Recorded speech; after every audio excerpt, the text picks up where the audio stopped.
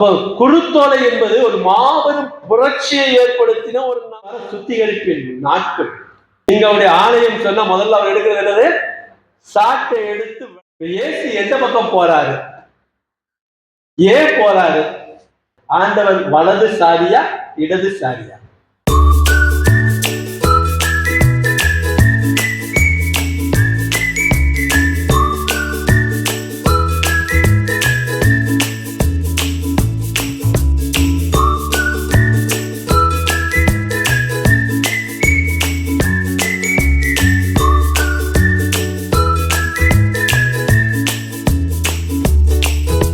குருத்தோலை ஞாயிறு என்று சொல்லக்கூடிய இந்த நாள் என்பது ஆண்டவராய் இயேசு கிறிஸ்து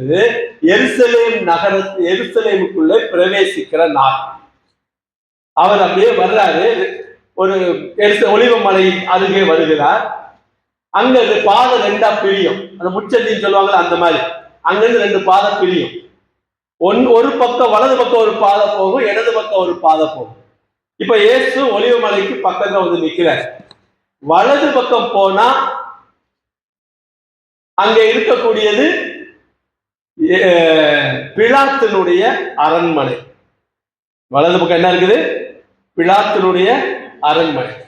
இடது பக்கம் போனா நகரத்துக்குள்ள போகிறது, எருசலேம் நகரத்துக்குள்ள போறது. அங்கே தேவாலயம் இருக்கிறது. இயேசு எந்த பக்கம் போறாரு? ஏன் போறாரு? என்ன நடந்துச்சு? இந்த நாள் ஒரு முக்கியமான நாளாக, வரலாற்றிலே முக்கியமான ஒரு நாள், சாதாரண நாள் அல்ல, மிக குறிப்பிடப்படுகின்ற ஒரு நாளாக இந்த நாள் இருக்கிறது. நம்ம ஒரு குருத்தோலை பிடிச்சிட்டு நம்ம வந்துடுறதோட முடிச்சுக்கிறோம். ஆனா அது அப்படி அல்ல.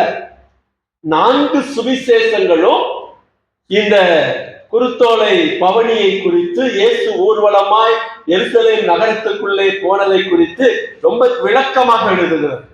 மத்தேயு 21ஆம் அதிகாரம் 1 முதல் 9 வசனங்கள், மார்க் 11ஆம் அதிகாரம் 1 முதல் 10 வசனங்கள், லூக்கா 19ஆம் அதிகாரம் 28 முதல் 40 வசனங்கள், யோவான் 12ஆம் அதிகாரம் 1ஆம் வசனம் 12லிருந்து 15வது வசனம் உடைய இந்த பவனியை குறித்து, இந்த வெற்றி பவனியை குறித்து விளக்கமாக சொல்லுகிற ஒரு காரியத்தை நாம் பார்க்கிறோம். அங்க என்ன வாசிக்கிறோம்? நம்ம நீங்க வீட்டுல போய் எடுத்து வாசித்து பாருங்க. என்ன வாசிக்கிறோம்? இயேசு கழுதையின் மேல என்ன செய்யறாரு? அமர்ந்து வருகிறார். அதுக்கு முன்னாடி அவர் சொல்லுவாரு, போங்க, போய் ஊருக்குள்ள போய் ஒரு கழுதையும் கழுதை குட்டியும் இருக்கும், நீங்கள் அவிழ்த்து கொண்டு வாருங்கள். அவிழ்க்கின்ற பொழுது கேட்டா நீங்க என்ன சொல்லணும்? இது என் ஆண்டவருக்கு தேவை என்று சொல்லுங்கள். அதே மாதிரி போவாங்க, அதே மாதிரி அவிழ்ப்பாங்க, கட்டுகளை அவிழ்ப்பார்கள். அந்த அவிழ்க்கின்ற பொழுது பெரிய கழுதை இருக்கும், அதுக்கு குட்டி இருக்கும். இந்த ரெண்டையும் அவிழ்க்கிறது. குட்டி அவிழ்க்கும் போது கேட்பாங்க, எதுக்காக அவிழ்க்கிறார் கேட்பாங்க. அப்போ அந்த சீசர்கள் சொல்லுவாங்க, இது எங்கள் ஆண்டவருக்கு தேவை என்று அவர் சொன்னபடியே சொல்லினார்கள். அவிழ்த்து கொண்டு வர்றாங்க. இயேசு கழுதையை தேர்ந்தெடுக்கவில்லை, கழுதை குட்டியை தேர்ந்தெடுக்கிறார். ஒருவரும் இதுவரை ஏறிடாத கழுதை குட்டி. குட்டின்னு சொன்னா மரி அப்படின்னு சொல்லுவாங்க. குட்டியை வந்து மரின்னு சொல்லுவாங்க. கழுதையின் மேலும் கழுதை மரியின் மேலும் இயேசு தேர்ந்தெடுக்கிறார். தேர்ந்தெடுக்கின்ற பொழுது அதில் ஏறி அமர்கிறார். அமர்ந்து ஊருக்குள்ள வருகிறார், பவனியாக வருகிறார். வருகின்ற பொழுது என்ன செய்யறாங்க? ஜனங்கள், மக்கள் பனை ஓலைகளை பிடித்துக் கொண்டிருக்கிறார். நன்றாக கவனிங்க, பிடித்துக் கொண்டிருப்பது பனை ஓலை. இன்னைக்கு பனை ஓலைக்கு பஞ்சமாச்சு, எல்லாம் தென்னை முட்டை பிடிச்சிட்டு இருக்கிறாங்க. தென்னை குருத்து அல்ல, தென்னை ஓலை அல்ல, பனை ஓலை. அதுக்கு காரணம் இருக்கிறது. பனை ஓலையை பிடித்துக் கொண்டிருந்தார்கள், ஏந்தி கொண்டிருந்தார்கள். சிலர் என்ன பண்ணாங்க? பனை ஓலையை வெட்டி அவர் நடந்து வருவதற்காக அதை பரப்பவும் செய்தார்கள். பனை ஓலை இல்லாதவர்கள் தங்கள் வஸ்திரங்களை விரித்து பரப்பினார்கள். ஏன்னா ராஜாவுக்கு கொடுக்க வேண்டிய ஒரு மரியாதை, ஒரு கணம் அந்த வருகிற வழிகளில் எல்லாம் துணிகளை விரிக்கிறது. சில தலைவர்கள் வருகின்ற பொழுது அப்படியே பூவா போட்டு பூ மேல நடந்து போவாங்க. சில தலைவர்கள் அல்லது தலைவிகள். சில பேர் நடக்கின்ற பொழுது அப்படியே ரெட் கார்பெட் வச்சிருப்பாங்க. ராஜாவுக்கு கொடுக்கக்கூடிய அந்த கணம், அந்த இலைகளை பரப்புறது எல்லாத்தையும் பரப்பி அப்படியே கொண்டு போவாங்க. அது பிரித்ததோடு மட்டுமல்லாம அவங்க என்ன சொல்றாங்க, ஓசன்னா என்று சொல்லுங்க, தாவீதின் குமாரனுக்கு ஓசன்னா, உன்னதத்திலே இருக்கிற தேவனுக்கு மகிமையும் உண்டாவதாக ஓசன்னா என்று சொல்லுகிறார்கள். அர்த்தமுள்ள ஒரு நிகழ்ச்சியாக இருக்கிறது என்பதை தான் நம்ம புரிந்து கொள்ள வேண்டும். ஏதோ குருத்தோலை நியாயம் குருத்தை பிடிச்சிட்டு போற ஒரு நியாயம் இது மட்டுமல்ல, அதற்கு பின்னால் ஒரு வரலாற்று காரியங்கள் நிறைய இருக்கிறது. நான் வரலாறு முழுவதும் உங்களுக்கு சொல்லல, நேரம் கிடையாது. சுருக்கமாக இந்த 3 காரியங்களை நம்ம பார்க்க போறோம். பனை ஓலை எதுக்கு அப்படின்னு சொல்லி சொன்னா, பனை ஓலை என்பது வெற்றியின் அடையாளம். 2வது ராஜாவுக்கு கொடுக்கக்கூடிய வரவேற்பின் அடையாளம். 3வது சமாதானத்தின் அடையாளம். 4வது நீதிமானுக்கு அடையாளம். நீதிமான் எப்படிப்பட்டவர்? பனையை போல. இயேசு மக்கள் எப்படி பார்க்கிறாங்க? நீதிமானாகவும் ராஜாவாகவும் தீர்க்கதரிசியாகவும் பார்க்கிறார்கள். அதனால இந்த பனை ஓலையை அவர்கள் பிடித்துக் கொண்டு இருந்தார்கள். அந்த எருசலேமுக்குள்ளே வருகின்ற பொழுது அவர்கள் சொன்னார்கள், எங்களை ரட்சிக்கிறவரே ஓசான்னா, எங்களை ரட்சிக்கிறவரே வாரும் என்று சொன்னாங்க. உங்களுடைய மன்னவனே வாரும் என்று சொன்னாங்க. எங்களுக்கு விடுதலை தருபவரே வாரும் ஓசான்னா என்று சொன்னார்கள். 2வது காரியம் பார்க்கணும், குதிரையில வந்தா எதற்காக வருகிறார்கள்? யுத்தத்திற்காக வருவார்கள், போர் செய்வதற்கு. ஆனா இங்க ஆண்டவர் சொல்றாரு, போர் செய்வதற்காக வரல, சமாதானத்தை. அதனால கழுதையை தேர்ந்தெடுக்கும், சமாதானம். யுத்தம் செய்வதற்காக வரல, மனுஷர்களுக்கான ராஜாவாக வரல, தேவ ராஜாவாக, தேவ குமாரனாக, ரட்சிப்பின் ராஜாவாக வந்திருக்கிறார். அரசர்களை எல்லாரும் எளிதாக சந்திக்க முடியாது. குதிரையில வரக்கூடிய அரசரை பக்கத்துல போயிட்டு எல்லாரும் ரசிக்க முடியாது, பார்க்க முடியாது, அவர்கிட்ட பேச முடியாது. அவர் தனியா குதிரையில போறாருன்னா தனியா போவார். நான் ஏசு அப்படி இல்லை, கழுதையின் மேல எல்லா மக்களும் வந்து சேரும்படியாக, எல்லா மக்களும் அவரை தொடும்படியாக, எல்லா மக்களும் அவரை பார்த்து பேசும்படியாக அவர் கழுதையை தேர்ந்தெடுத்து போகிறார். அல்லேலூயா, அல்லேலூயா. ஆக ஆண்டவர் கழுதையை தேர்ந்தெடுத்ததற்கு ஒரு காரணம் இருக்கிறது. நிறைய பேர் சொல்லுவாங்க, அவர் கோவேறு கழுதையின் மேலே ஏறி வந்தார் அப்படின்னாங்க. இல்ல, அவர் சாதாரண கழுதையில தான் ஏறுது. எந்த இடத்திலும் இயேசு கோவேறு கழுதையின் மேலே ஏறுறதாக 4 சுவிசேஷத்திலும் இல்லை. அதனால அவர் ராஜ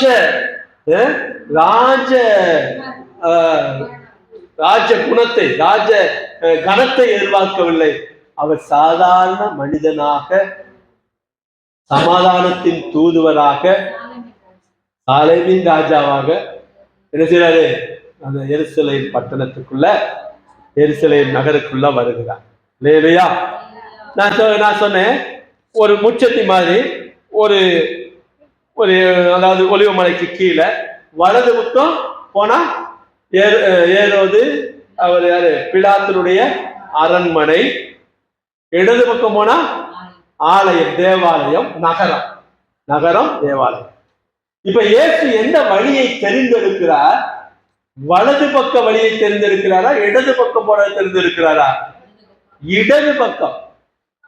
எந்த பக்கம்? இடது பக்கம். வலது பக்க வழியில என்ன இருக்குது? ராஜ அரண்மனை, ராஜரீக வாழ்க்கை, ராஜ வாழ்க்கை. வலது பக்கம் போனாலும் நேரா போய் அந்த வலது பக்கம் ராஜ அரண்மனைக்கு போயிடலாம், நல்ல சந்தோஷமா ஜாலியா சந்தோஷமா இருக்கலாம். இடது பக்கம் போனா நகரத்துக்குள்ள போகணும். நம்மளுக்கும் பைபாஸ் எல்லாம் போட்டு விட்டுருப்பாங்க பாருங்க, ஊருக்குள்ள போகாம சுத்தி போயிடுவோம், சீக்கிரமா போயிடும். இன்னைக்கு நிறைய நம்ம எந்த வழியை தேர்ந்தெடுத்துட்டு இருக்கிறோம்? பைபாஸ் தான் தேர்ந்தெடுத்துட்டு இருக்கோம். நகரத்துக்குள்ள போறதுக்கு நம்ம விரும்பல. ஆமா, பிரேக்க போட்டு போகணும்.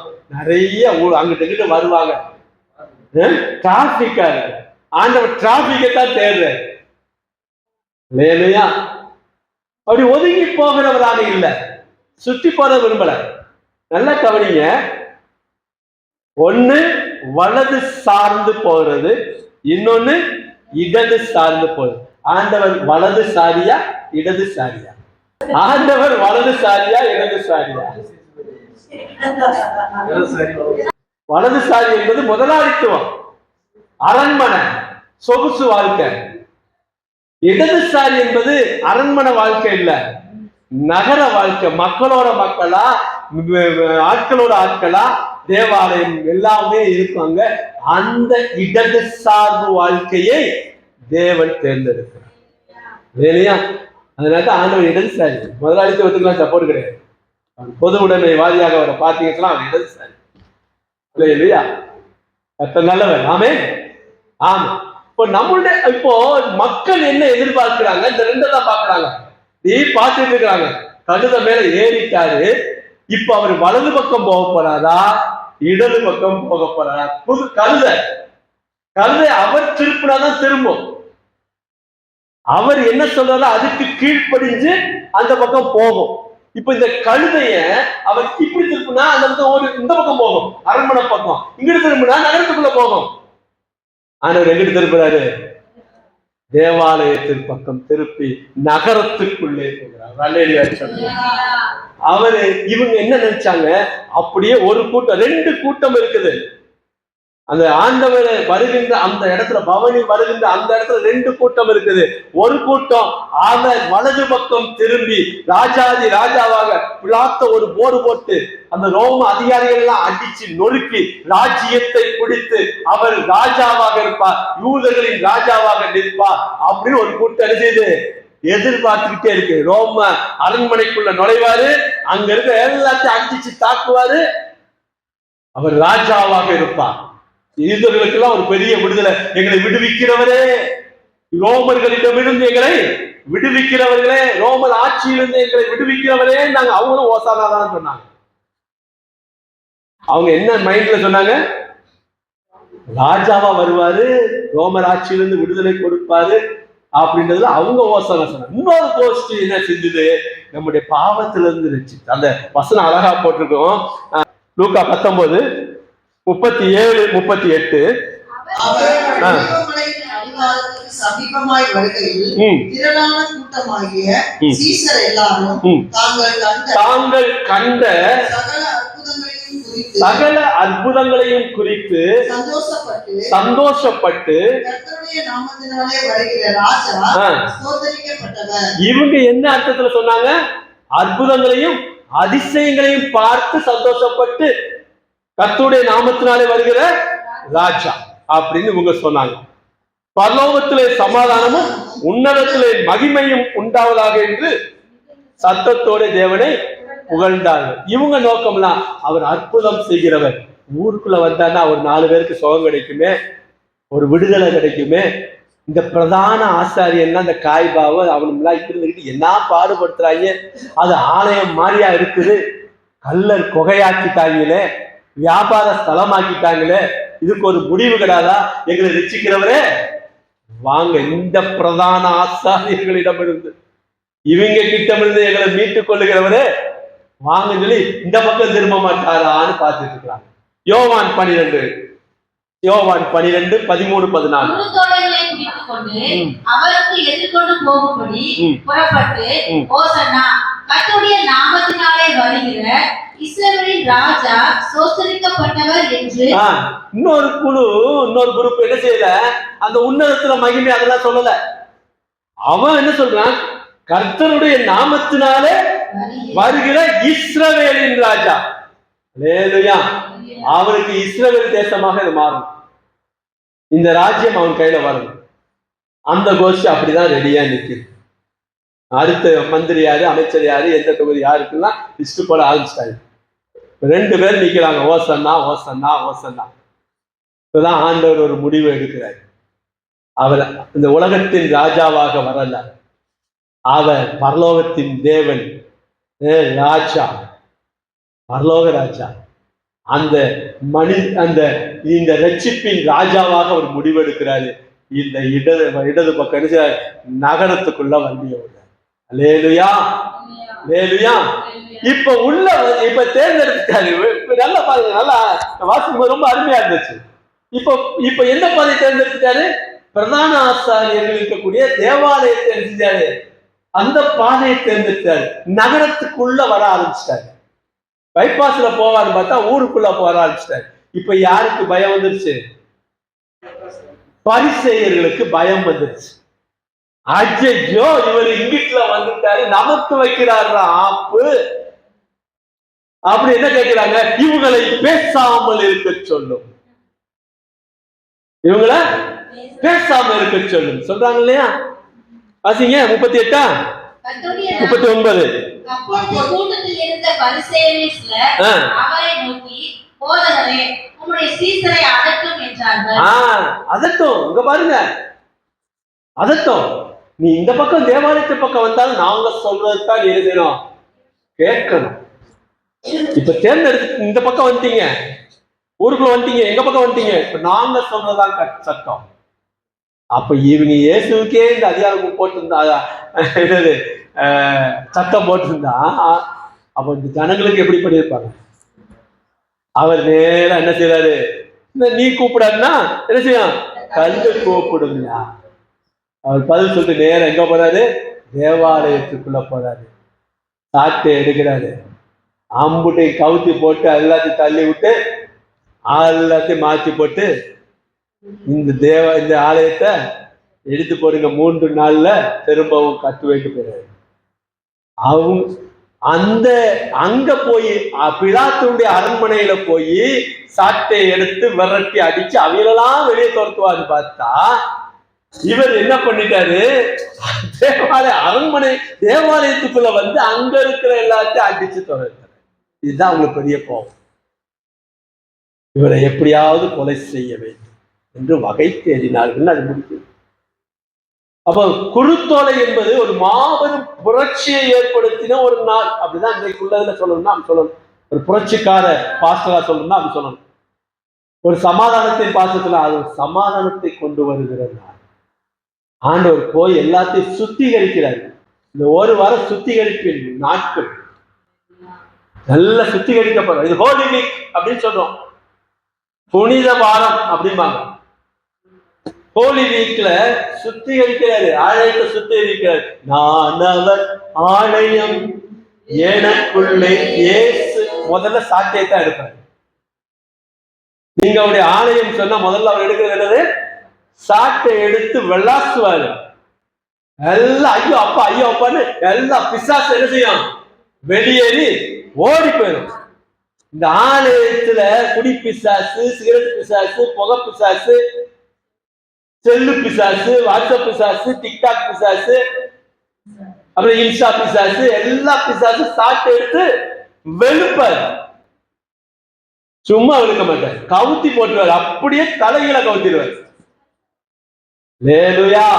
பணப்பிசாசு, பணப்பேய், பணப்பேய், எல்லா பேய்களை எழுதுவாரு. வரட்டி அடிக்கிற தேவனாக வருவார். லேலுயா.